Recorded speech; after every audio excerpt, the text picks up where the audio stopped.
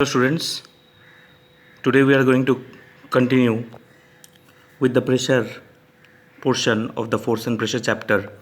Now see, what is pressure? Pressure is nothing but thrust, which is equal to, or other name of thrust is force, by area. So thrust or force by area is pressure. Fine. Means in a particular area where you are applying some force, so that force by area will give you the pressure. So what is unit of pressure? Now see from the definition, don't try to mug up anything, always try to derive as much as possible. What we are going to see, what is the unit of pressure. Now see, what is pressure? Pressure is force by area, right? So what is the unit of force? The unit of force is Newton. Clear? By area. So what is the unit of area? Unit of area is meter square. So unit of pressure becomes Newton per meter square, or the other name of it is Pascal.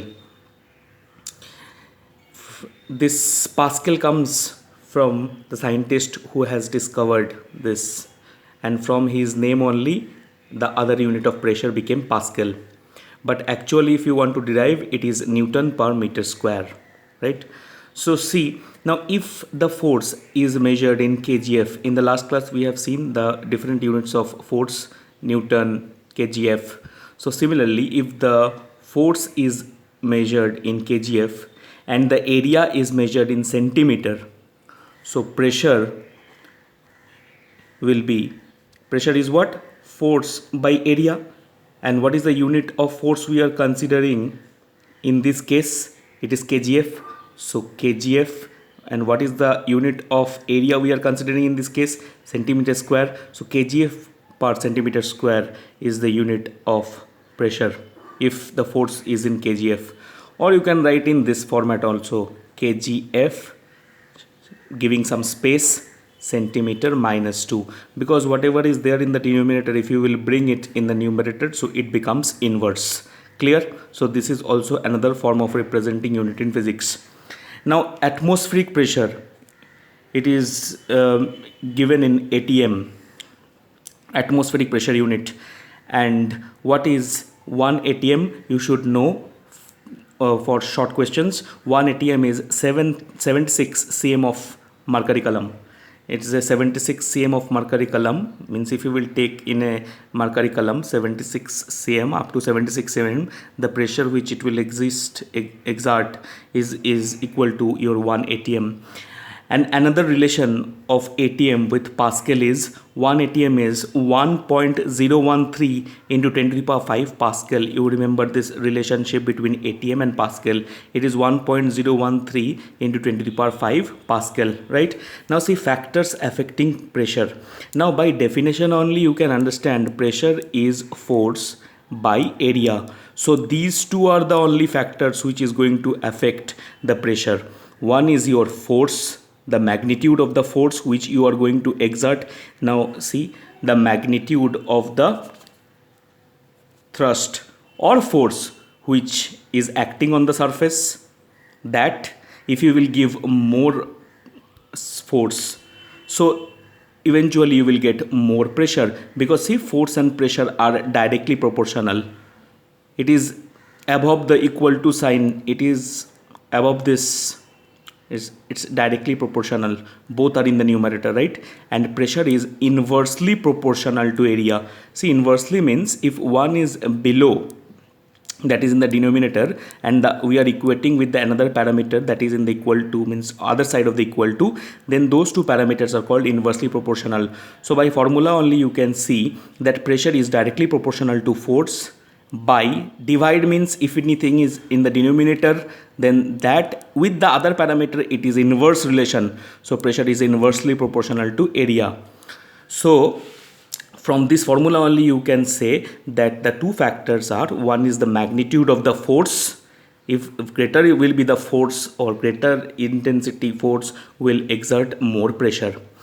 Next is the area. See, everything you will get from the formula only, the unit, the factors. So next is area on which the force is exerting, the area of the surface on which the thrust acts or the force acts. So this area is the another parameter. See, since I told you this pressure is inversely proportional to area, right? So it means if the area is more, the pressure is less. The inverse relation is this only. If one parameter is more, the other will be less. So if the area will be more, the pressure will be automatically less, and if the area is less, the pressure will be more.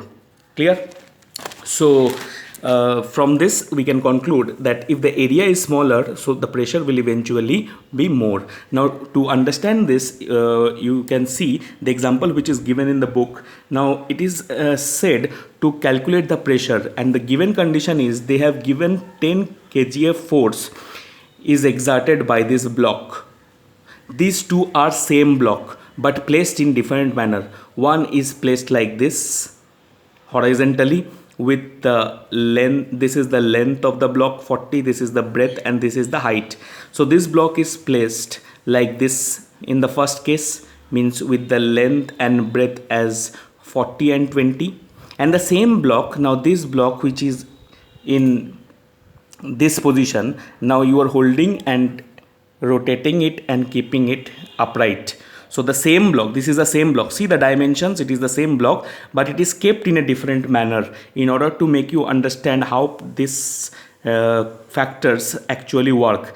Now see here the block of wood, now this portion which I am shading, that is the below portion, the below surface of this block, right? So that is under that area, means that is going to be on that area where the pressure is going to be exerted. So if I will calculate the area of this portion, so what will be area? Area is length into breadth. So what is the length?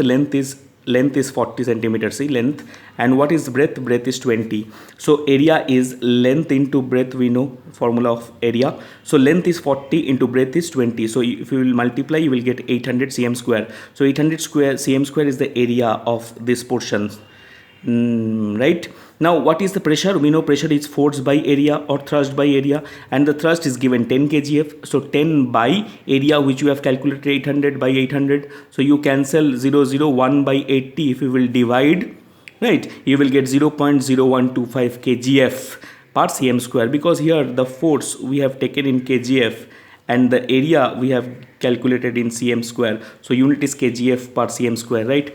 And in this particular block, in the same block, if you will calculate, so this is the pressure we have got for this case, means keeping the block in this manner. Now if you will, this sliding block, if you will hold it and you will keep like this in a straight manner in such a way that this portion comes under the area where the pressure is going to be calculated.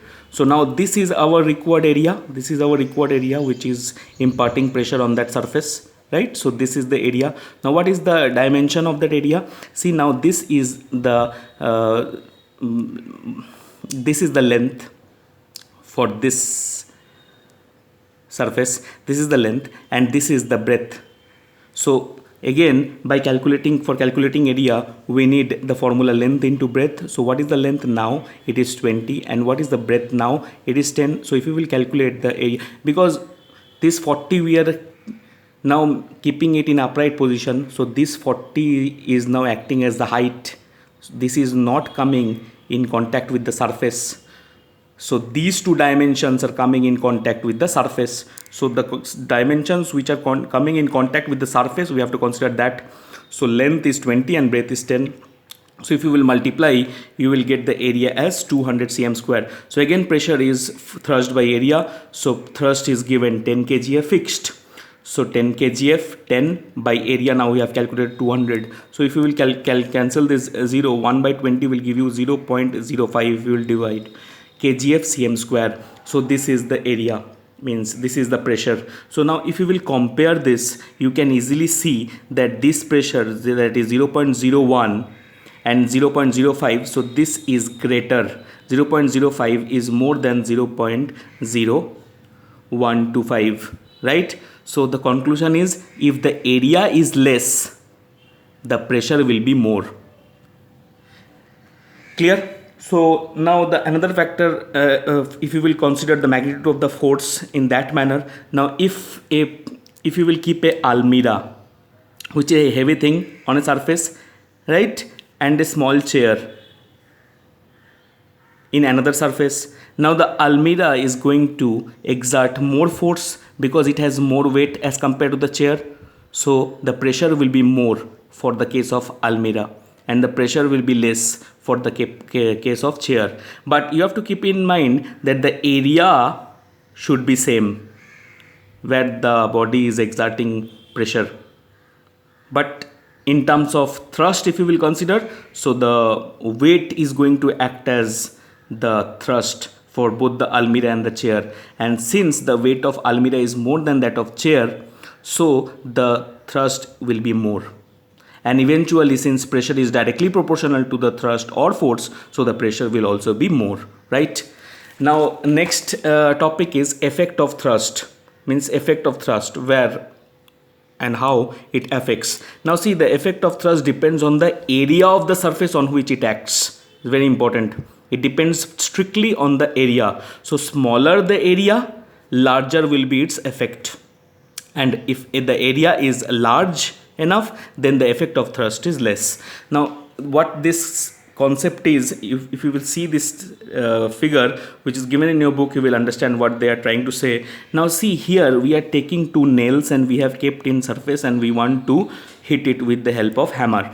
Now see, here the surface which is in contact with this plane, this we have just turned it, and the opposite, the head is there on the surface. And since this head is of more area, so if you will hit it, it will exert less, means the effect of thrust is less here because the area is more here.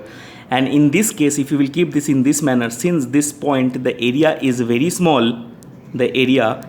small, so if you will hit it, so the effect of thrust, means the force, will also be very high. So the conclusion is, if the area is less, the effect of thrust is more, and if the area is more, the effect of thrust is less, right? So students, keep studying. Thanks for watching. This is Shagnik sir.